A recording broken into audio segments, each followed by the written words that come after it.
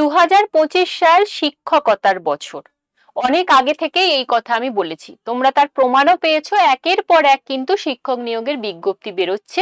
বিশেষ করে আমাদের এসএলএসটিও কিন্তু 2025-এ প্রকাশিত হলো। এবার এসেছে উত্তরপ্রদেশের পালা।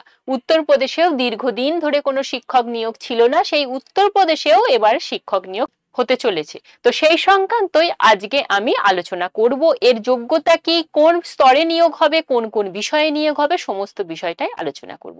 তাহলে চলো শুরু করা যাক। Hello student, welcome to BSCCI YouTube channel. এই চ্যানেলে তোমাদের অনেক অনেক স্বাগত।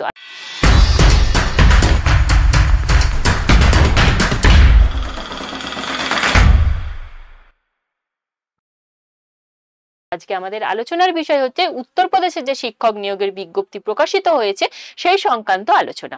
তাহলে চলো প্রথমেই বলে দিই, এখানে শূন্যপদটা তোমরা দেখেইছো থাম্বনেলে ৭,৪৬৬টি।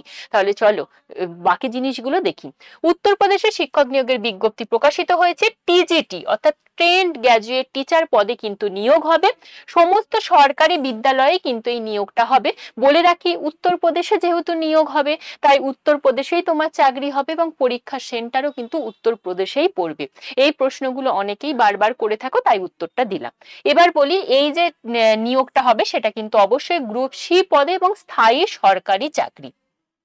পরীক্ষা পরিচালনা করবে Uttar Pradesh public service commission. Paschimbanga থেকে আবেদন করা যাবে, কিন্তু একইভাবে বিহারের মতনই উত্তরপ্রদেশ ব্যতীত অন্য রাজ্যের পরীক্ষার্থীরা কেবল জেনারেল হিসাবে গণ্য হবে। বাকি কাস্টের যে ফেসিলিটি সেটা কিন্তু পশ্চিমবঙ্গের প্রার্থীরা পাবে না। শুধুমাত্র উত্তরপ্রদেশের যারা এসসি এসটি ওবিসি তারাই কিন্তু এই ফেসিলিটিটা পাবে। তাহলে পরবর্তী বিষয় হচ্ছে গুরুত্বপূর্ণ তারিখ। কবে থেকে ফর্ম ফিল আপ শুরু হয়েছে? দেখো, ফর্ম ফিল আপ ইতিমধ্যে 28/7/2025 তারিখে শুরু হয়ে গেছে এবং আবেদন চলবে তোমাদের 28/8/2025 তারিখ পর্যন্ত। ফর্ম ফিল আপের যে সংশোধন করবে অর্থাৎ এডিট উইন্ডো, সেটা ওপেন হবে তোমাদের 4/9/2025 তারিখে। এরপরে দেখো কোন পদে নিয়োগ হবে, সেটা হচ্ছে ইউপিএলটি গ্রেড টিচার। এই যে পদটা, সেই পদের নাম হচ্ছে এটা UP Uttar Pradesh LT grade teacher. শূন্যপদ, মোট শূন্যপদ প্রথমেই বলেছি ৭,৪৬৬টি। এবার হচ্ছে মেল ক্যান্ডিডেটদের জন্য থাকবে 4,860 এবং মহিলা প্রার্থীদের জন্য থাকবে 2525। আর স্পেশাল শিক্ষক অর্থাৎ স্পেশাল এডুকেটর সেটা নিয়োগ হবে, শূন্যপদ হয়েছে 81। এরপরে দেখে নাও বেতন কাঠামো কি থাকবে। প্রতি মাসে বেতন কাঠামো থাকবে 44,900 টাকা থেকে 1,42,400 টাকা পর্যন্ত।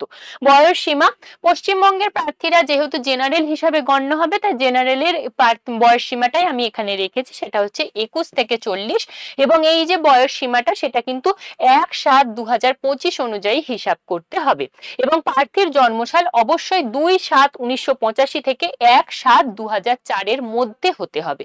আশা করছি বয়স সীমার বিষয়টা তোমাদের কাছে ক্লিয়ার হলো। যদি ক্লিয়ার না হয় অবশ্যই কমেন্ট বক্সে কমেন্ট করো, আমি উত্তর দিয়ে দেবো। এরপর হচ্ছে যে বিষয়টা শিক্ষাগত যোগ্যতা। একইভাবে যেমন এনসিটি রুল, এক্ষেত্রেও তাই। সরকার স্বীকৃত যে কোনো বিশ্ববিদ্যালয় থেকে স্নাতক ডিগ্রির সাথে বিএড ডিগ্রি থাকতে হবে।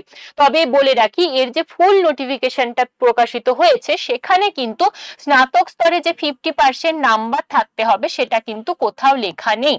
সুতরাং যে শুধুমাত্র তোমার যদি স্নাতক পাস করা থাকে তাহলেই তুমি কিন্তু আবেদন করতে পারছো আপাতত। পরবর্তীকালে যদি এই সংক্রান্ত কোনো নোটিশ আসে তাহলে অবশ্যই আমি সেটার আপডেট দেব। এরপর দেখে নাও যে কোন কোন বিষয়ে নিয়োগ হবে। তোমাদের এই বিষয়টা জানার খুব জরুরি।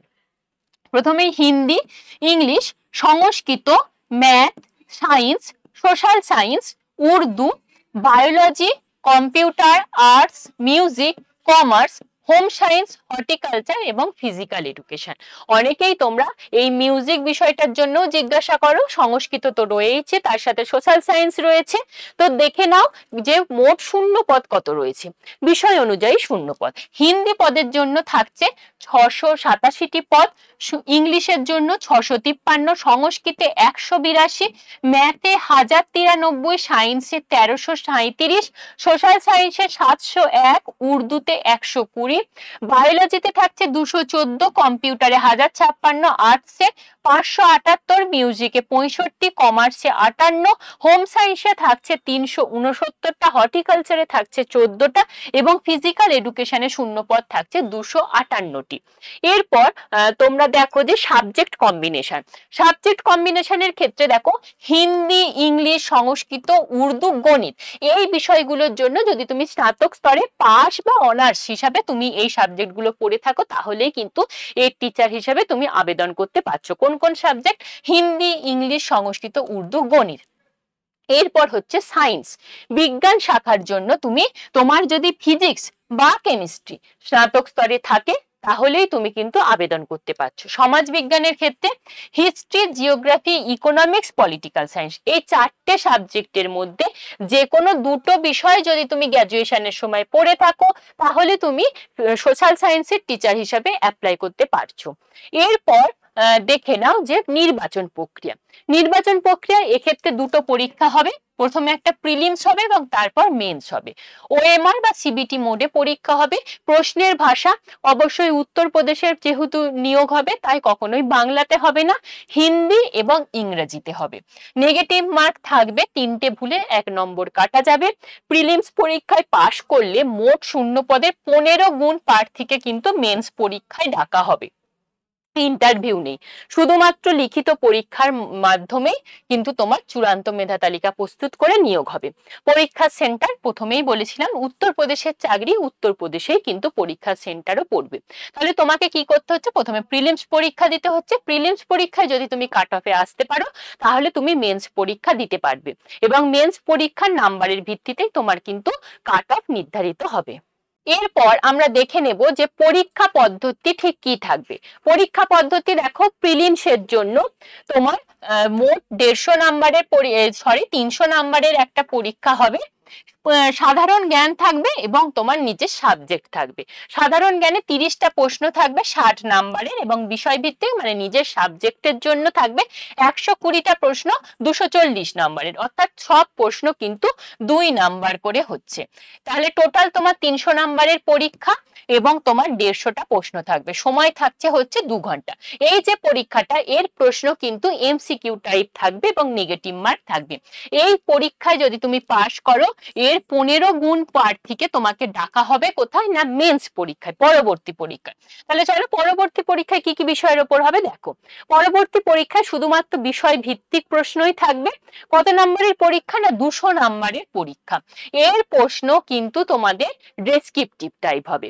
কি কি প্রশ্ন থাকবে? না মোট 20টা প্রশ্ন থাকবে, 10টা সংক্ষিপ্ত এবং 10টা রচনাধর্মী।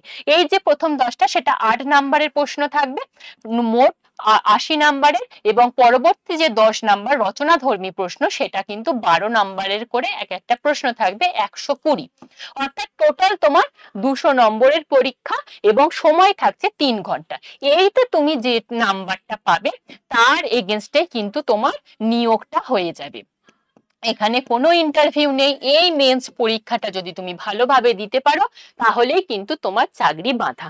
এরপর দেখে নাও যে তুমি কিভাবে আবেদন করবে। প্রথমে তোমাকে অফিসিয়াল ওয়েবসাইট খুলতে হবে এবং 1 টাইম রেজিস্ট্রেশন OTR করতে হবে। এবং বলে রাখি OTR করার 72 ঘন্টা পর কিন্তু তুমি লগ ইন করতে পারবে। সুতরাং লাস্ট ডেটকে মাথায় রেখে কেউ কিন্তু ফর্ম ফিল আপ করতে যেও না, তার আগেই তোমরা ফর্ম ফিল আপ করে ফেলবে যদি এই উত্তরপ্রদেশের শিক্ষক নিয়োগের ফর্ম ফিল আপ করতে চাও। কারণ OTR করার 72 ঘন্টা পর তুমি লগ ইন করতে পারছো। তারপর হচ্ছে অ্যাপ্লিকেশন ফর্মটা পূরণ করবে এবং অবশ্যই তোমার ডকুমেন্ট আপলোড করবে, আবেদন মূল্য জমা করবে এবং পূরণ করা আবেদন পত্র কিন্তু প্রিন্ট আউট করে নিজের কাছে রাখবে। এবার দেখো আবেদন মূল্য একদম নমিনাল আবেদন মূল্য। জেনারেল প্রার্থী যেহেতু পশ্চিমবঙ্গের সবাইও জেনারেল হিসাবেই গণ্য হবে, তোমাদের ক্ষেত্রে আবেদন মূল্য থাকবে 125 টাকা এবং আবেদন করার লিঙ্ক আমি এখানে দিয়ে দিয়েছি, এখানে OTR এর লিঙ্কটাই দিয়েছি। তোমরা ঝটপট করে আবেদন করে ফেলবে এবং কারোর যদি কোনো সমস্যা হয় অবশ্যই কমেন্ট বক্সে কমেন্ট করো, সমস্ত উত্তর আমি দেব তোমাদের। এবং বলবো যে কেউ যদি মনে করো এই উত্তরপ্রদেশের শিক্ষক নিয়োগের ফর্ম ফিল আপ করবে অবশ্যই ফর্ম ফিল আপ করে নাও এবং ঝটপট করো, লাস্ট ডেটের কথা মাথায় রেখো না, কারণ মনে রাখবে OTR করতে হবে। তো আশা করি অনেকটা তথ্য পেলে। এছাড়াও যদি কারোর মনে কোনো সংশয় থাকে অবশ্যই কমেন্ট বক্সে কমেন্ট করো। তো আজকের মতো এই পর্যন্তই। Thank you.